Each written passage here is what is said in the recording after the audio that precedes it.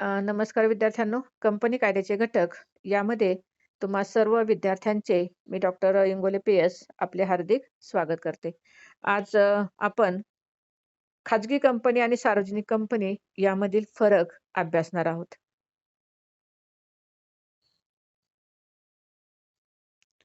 यापूर्वी आपण खाजगी कंपनीचा अर्थ, व्याख्या पाहिलेल्या होत्या. त्याचबरोबर सार्वजनिक कंपनीचा अर्थ आणि व्याख्या पाहिलेल्या होत्या. आज आपण दोन्हीमध्ये ॲक्चुअली फरक काय आहे तो पाहणार आहोत. यामध्ये एक चार्ट मी तुमच्या समोर मांडलेला आहे. त्यामध्ये पहिला मुद्दा आहे तो म्हणजे फरकाचा मुद्दा, दुसरा आहे तो खाजगी कंपनी आणि तिसरा आहे तो सार्वजनिक कंपनी. यामध्ये अतिशय बारकाईने लक्ष द्या, म्हणजे तुमच्या लक्षामध्ये येईल. आपण एकेका पॉइंटने पुढे जाणार आहोत. आपण पहिला पॉइंट घेत आहोत, किमान सभासद संख्या. खाजगी कंपनीच्या बाबतीत किमान सभासद संख्या ही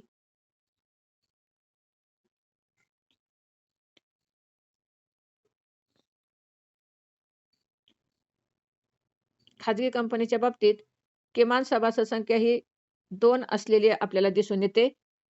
तर सार्वजनिक कंपनीच्या बाबतीमध्ये ती संख्या आपल्याला इथे पहा, खाजगी कंपनीच्या बाबतीत कमीत कमी 2 असतात. तर सार्वजनिक कंपनीच्या बाबतीत कमीत कमी 7 सभासद हे असावेच लागतात. 1956 च्या कायद्यानुसार आणि 2013 च्या कायद्यानुसार या किमान संख्येमध्ये कोणताही बदल करण्यात आलेला नाही. खाजगी कंपनीला 56 च्या कायद्यामध्ये सुद्धा 2च सभासद होते आणि सार्वजनिक कंपनीत सुद्धा 2च सभासद होते. 7 सभासद होते. या किमान सभासद संख्येमध्ये दोन्हींच्याही काहीही बदल केलेला दिसून येत नाही. त्यानंतर दुसरा आहे ती म्हणजे कमाल किंवा जास्तीत जास्त सभासद संख्या. जास्तीत जास्त सभासद संख्या किती असावी त्याच्यावरती मात्र बदल केलेला आहे. खाजगी कंपनीच्या बाबतीमध्ये ही सभासद संख्या आता 200 करण्यात आलेली आहे. जी पूर्वी 56 च्या कायद्यामध्ये 50 होती, ती आता कॅन्सल झालेली आहे आणि आता कोणती आलेली आहे? 200 ही संख्या खाजगी कंपनीच्या बाबतीत बदललेली किंवा वाढवलेली आपल्याला दिसून येते आणि त्यामुळे खाजगी कंपनीची संख्या ही पूर्वीच्या संख्येपेक्षा बदललेली आहे, जी 50 वरून 200 केलेली आहे. तर सार्वजनिक कंपनीच्या बाबतीमध्ये मात्र कोणताच बदल केलेला नाही. म्हणजे सार्वजनिक कंपनीमध्ये पूर्वीसारखी कितीही संख्या असू शकते किंवा असंख्य संख्या असू शकते. तिच्यामध्ये मात्र सार्वजनिक कंपनीच्या कमाल संख्येमध्ये मात्र कोणताही बदल केलेला दिसून येत नाही. त्यानंतर पुढचा पॉइंट पाहूया. कंपनीचे संचालक. खाजगी कंपनी आणि सार्वजनिक कंपनीचे संचालक किती असावेत आणि त्यांना कोणते अधिकार असतात ते आपण या ठिकाणी पाहणार आहोत.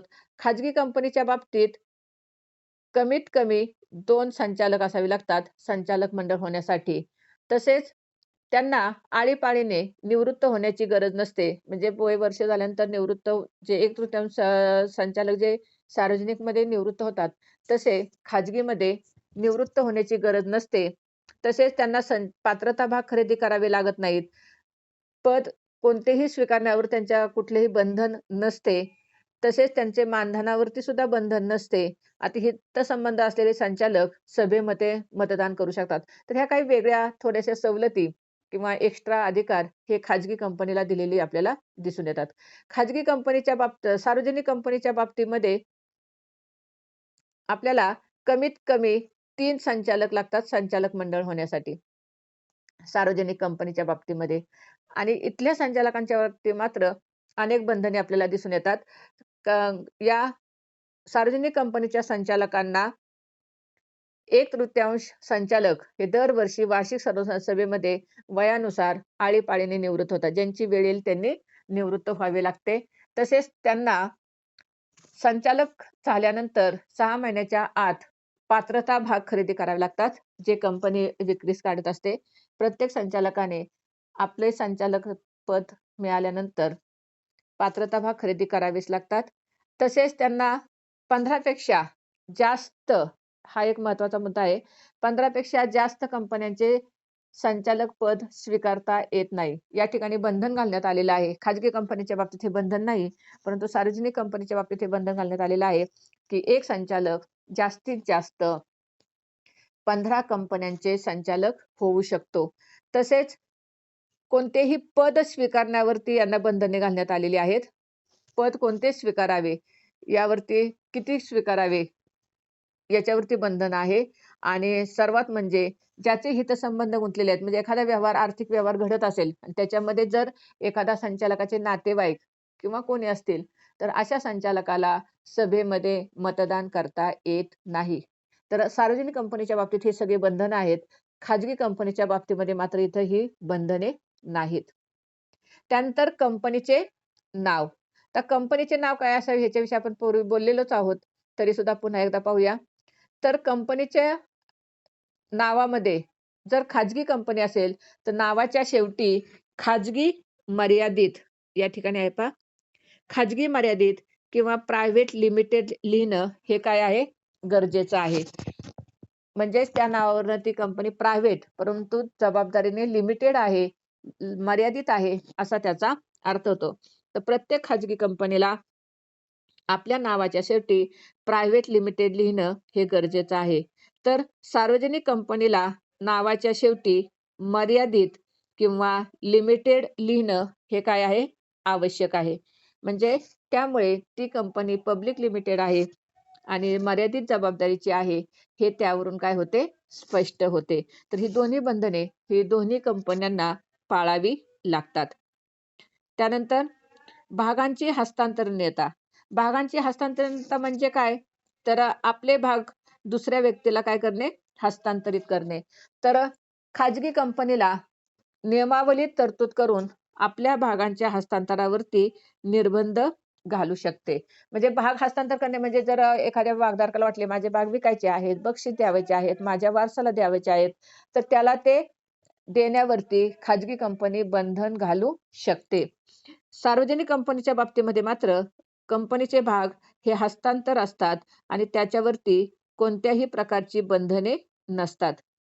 कारण सार्वजनिक कंपनीचा भागधारक आपले भाग केव्हाही विकू शकतो, दुसऱ्याला हस्तांतर करू शकतो, आपल्या वारसाला देऊ शकतो किंवा कोणालाही नावाने बक्षीस देऊ शकतो किंवा ट्रान्सफर करू शकतो. तर सार्वजनिक कंपनीच्या बाबतीमध्ये भागांच्या हस्तांतरावर कोणत्याही प्रकारची बंधने नसतात. पुढे जाऊया. तर यामध्ये हे काही पॉइंट आपण पाहिलेले आहेत, की किमान सभासद संख्या 2 आणि 7 ही 30 ठेवलेली आहे 56च्या कायद्यानुसार. कमाल संख्या खाजगी कंपनीच्या बाबतीत 50 वरून 200 झालेली आहे. तर सार्वजनिक कंपनीच्या बाबतीत 30 ठेवण्यात आलेली आहे. असंख्य ही मर्यादा ठेवलेली आहे. कंपनीचे संचालक मंडळ होण्यासाठी खाजगी कंपनीमध्ये कमीत कमी 2 लागतात, तर सार्वजनिकमध्ये 3 लागतात. कंपनीच्या नावामध्ये खाजगी कंपनीच्या नावाच्या शेवटी खाजगी मर्यादित लिहावे लागते. तर सार्वजनिक कंपनीच्या बाबतीत मर्यादित किंवा लिमिटेड असे लिहावे लागते. भागांच्या हस्तांतरणामध्ये खाजगी कंपनी आपल्या भागांवरती हस्तांतरावरती निर्बंध घालू शकते. सार्वजनिक कंपनीच्या हस्तांतरावरती निर्बंधे नसतात. हा भाग आपण इथे पाहिला. पुढे जाऊया.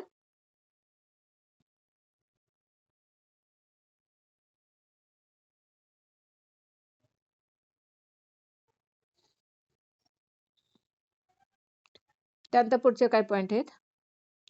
भागांची विक्री. आता भागांची विक्री कोणती कंपनी करू शकते? तर आपल्याला माहिती आहे, की खाजगी कंपनीला आपल्या भागांची विक्री सार्वजनिक रित्या करता येत नाही. तर किंवा खाजगी कंपनी सर्वसामान्य जनतेला जाहीर निमंत्रण देऊ शकत नाही. कारण खाजगी कंपनीला फक्त आपले जे 200 सभासद आहेत, त्यांच्यापुरतेच भाग विकता येतात.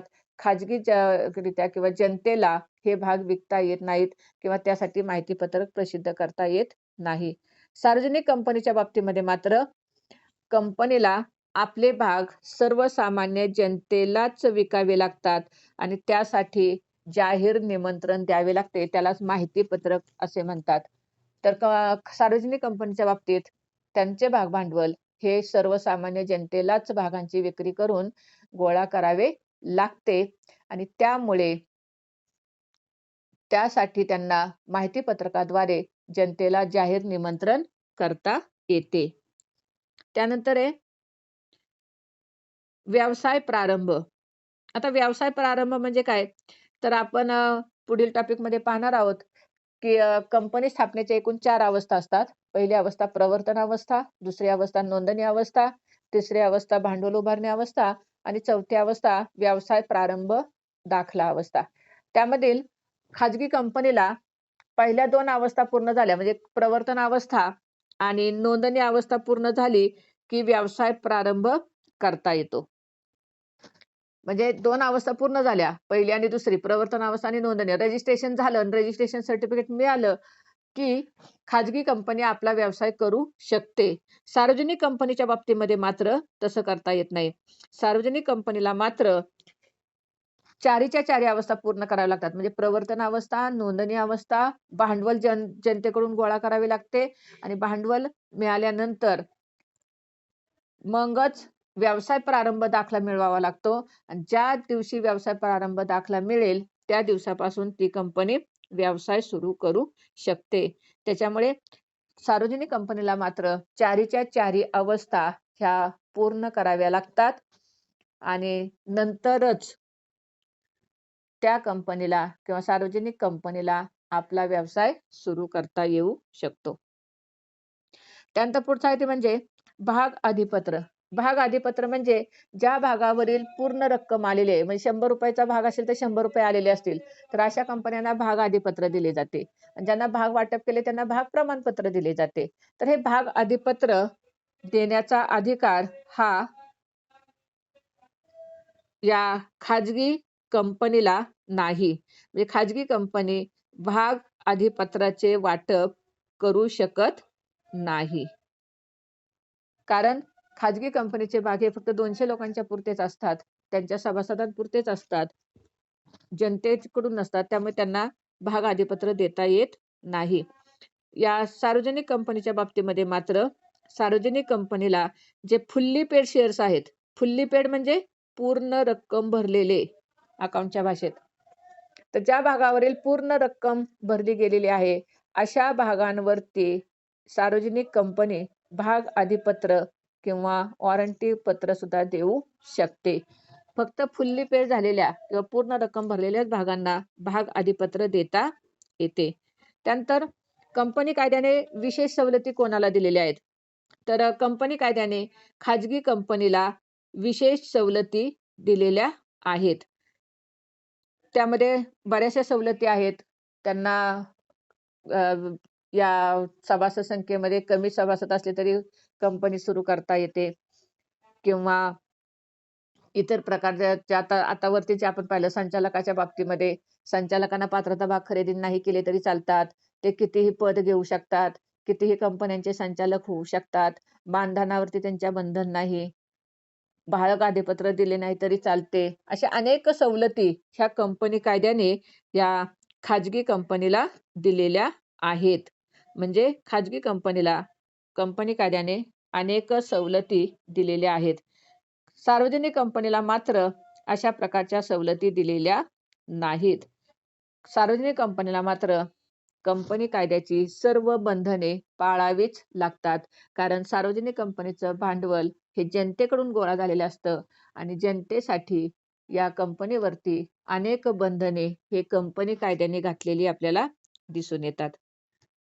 त्यानंतरचं येते म्हणजे माहिती पत्रक प्रसिद्ध करणे. माहिती पत्रक म्हणजे काय? तर भागांची विक्री करून भांडवल गोळा करताना जनतेला ज्या पत्रकाद्वारे आवाहन केले जाते त्याला माहिती पत्रक असे म्हणतात.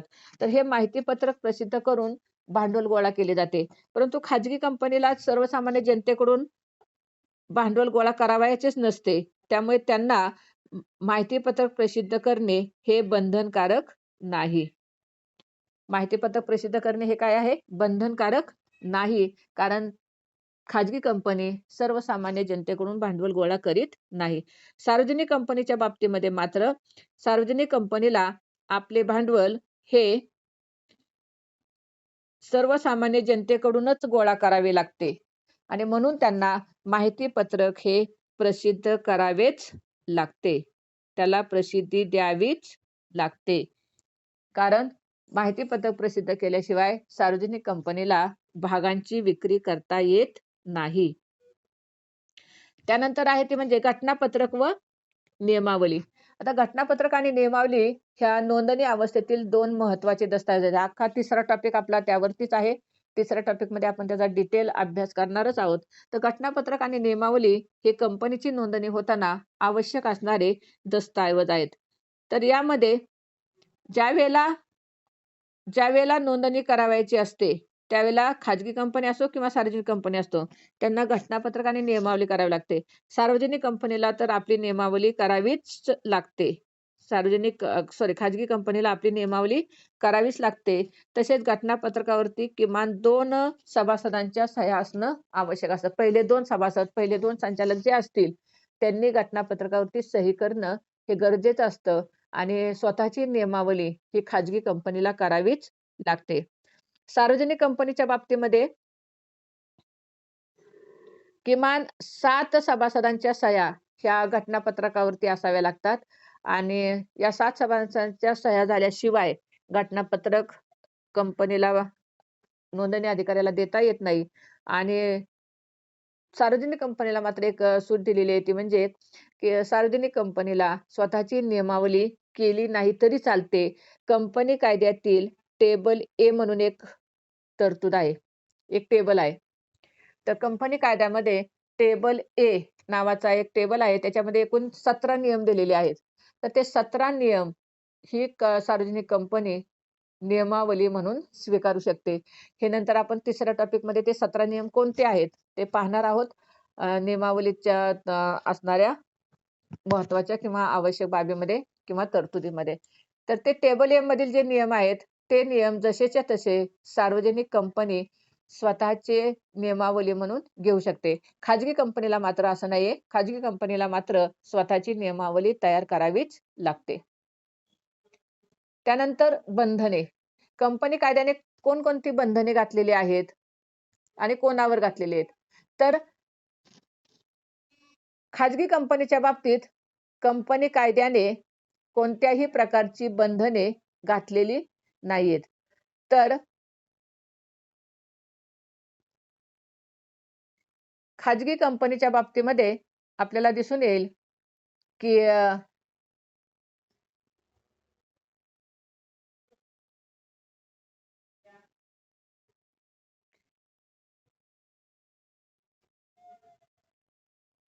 एक मिनिट. खाजगी कंपनीच्या बाबतीमध्ये आपल्याला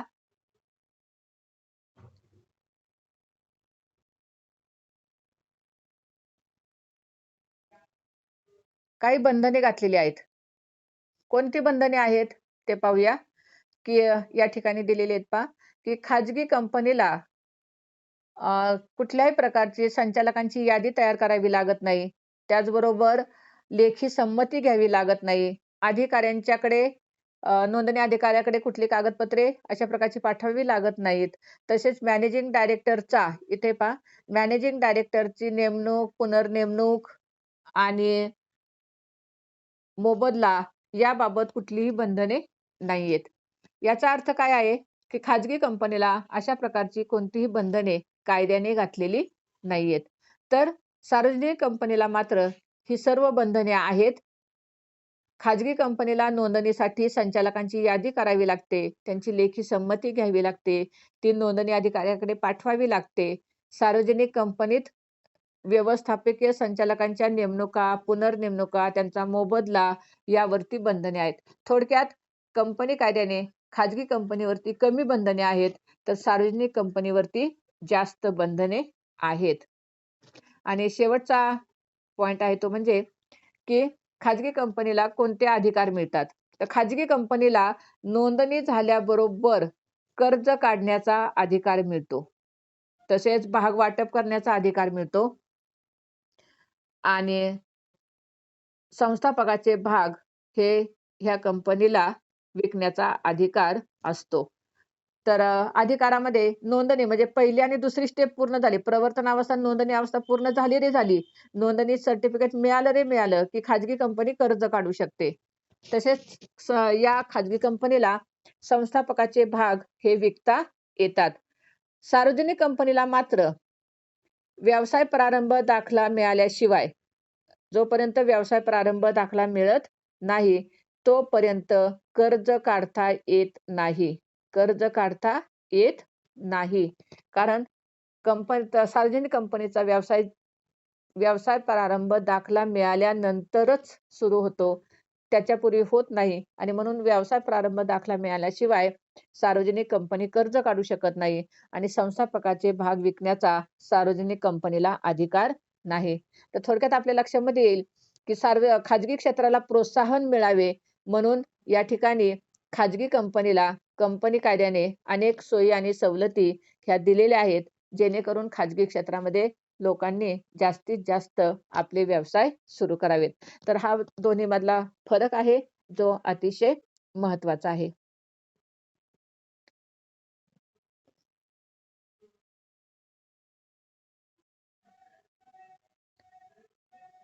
त्यानंतर आपण पाहणार आहोत, खाजगी कंपनीचे सार्वजनिक कंपनीत आणि सार्वजनिक कंपनीचे खाजगी कंपनीत रूपांतर. तर हा भाग थोडासा वेगळा आहे. आत्ताच आपण पाहिलं खाजगी कंपनी काय आहे आणि सार्वजनिक कंपनी काय आहे. दोन्हीमधला फरक पाहिला आणि त्यावरून तुमच्या लक्षामध्ये आलेलं असेल, की काही बाबतीमध्ये खाजगी कंपनी चांगली आहे, तर काही बाबतीमध्ये सार्वजनिक कंपनी चांगली आहे. आणि मग एकदा कंपनी स्थापन केल्यानंतर काही काळ गेल्यानंतर काही वेळेला खाजगी कंपनीचा व्यवसाय खूप वाढतो आणि मग त्यांना गरज पडते सार्वजनिक कंपनीत रूपांतर करण्याची. आणि काही वेळेला सार्वजनिक कंपनीत सुरुवातीला स्थापना झालेली असते. पण नंतर काही काळाने त्या कंपनीचा व्यवसाय चालत नाही किंवा खाजगी कंपनीला कायद्याने खूप सवलती दिलेल्या आहेत. त्या सवलतीचा लाभ घेण्यासाठी या सार्वजनिक कंपनीला वाटतं, की आपण खाजगी कंपनीत रूपांतर करावे. तर अशा दोन्ही प्रकारातील कंपन्या काही वेळेला स्थापनेनंतर काही काळानंतर एकमेकींच्या ह्याच्यामध्ये रूपांतर होण्याचा प्रयत्न करतात. म्हणजे खाजगी असेल तर तिला वाटते सार्वजनिकमध्ये जावं आणि सार्वजनिक असेल तर तिला मध्ये खाजगी व्हावे. मग हे अशा प्रकारचं रूपांतर करता येते का? तर कंपनी कायदा 2013 नुसार खाजगी कंपनीचे सार्वजनिक कंपनी आणि सार्वजनिक कंपनीचे खाजगी कंपनीत रूपांतर करण्याची तरतूद कलम 14 मध्ये दिलेली आहे. म्हणजे अशा प्रकारचं रूपांतर हे करता येऊ शकते. परंतु त्यासाठी घटनापत्रकात तरतूद केलेली असावी लागते आणि विशेष ठराव संमत करून कंपनीच्या नियमावलीत बदल करावा लागतो. म्हणजे असं जर एकदा स्थापना झाल्यानंतर खाजगीमधून सार्वजनिक आणि सार्वजनिकमधून खाजगीत जायचं असेल, तर त्यासाठी विशेष ठराव पास करावा लागतो, घटनापत्रकात बदल करावा लागतो आणि नियमावलीत तशा प्रकारची तरतूद करावी लागते. त्यानंतर घटनापत्रकात जर तरतूद नसेल समजा, तर तसा बदल करून खाजगी कंपनीचे सार्वजनिक कंपनीत किंवा सार्वजनिक कंपनीचे खाजगी कंपनीत रूपांतर करता येते. म्हणजे तरतूद ॲड करून तुम्हाला तशा प्रकारचा बदल करता येतो. तसेच खाजगी कंपनी तिच्या नियमावलीत बदल करून संबंधित बदल करू शकते. खाजगी कंपनीला मात्र केवळ तिच्या नियमावलीत बदल करून, कारण तिची नियमावली वेगळी असते आणि तिला तिच्या नियमावलीत बदल करून हा बदल करता येतो. सार्वजनिक कंपनीला मात्र जर खाजगी कंपनीत रूपांतर करायचं असेल, तर थोडीशी किचकट प्रक्रिया असते. तिला मात्र नियमावलीत बदलाशिवाय या कायद्याद्वारे स्थापन करण्यात आलेल्या न्यायालयाची परवानगी घ्यावी लागते. म्हणजे कंपनी स्थापन होताना सार्वजनिक कंपनीमध्ये झाली आणि आता तुम्ही ती कंपनी खाजगीमध्ये करणार असाल, तर केवळ नियमावलीत बदल करून चालत नाही, तर कंपनी न्यायालय जे असते, त्या न्यायालयाची परवानगी घ्यावी लागते. कारण सार्वजनिक कंपनी ही सर्वसामान्य जनतेची कंपनी असते आणि तिला जर खाजगीत रूपांतर करायचं असेल, तर त्यासाठी न्यायालयाने परवानगी देणं हे गरजेचं असते. तसेच खाजगी व सार्वजनिक कंपनीच्या नियमावलीत बदल केल्यानंतर आणि न्यायालयाची परवानगी मिळाल्यानंतर बदल केलेली नियमावलीची प्रत, न्यायालयाच्या परवानगीची प्रत नोंदणी अधिकाऱ्याला बदल केल्यापासून 15 दिवसाच्या आत पाठवण्यात आली पाहिजे. तर अशा प्रकारचा समजा बदल केला, तर न्यायालयाने जे परवानगी दिलेली आहे ते पत्र, त्याचबरोबर बदललेली नियमावली आणि केलेला बदल ह्या सर्वाची प्रत ही तुम्हाला नोंदणी अधिकाऱ्याला बदल केल्यापासून 15 दिवसाच्या आत ही पाठवावी लागते. तरच त्यामध्ये बदल करता येतो.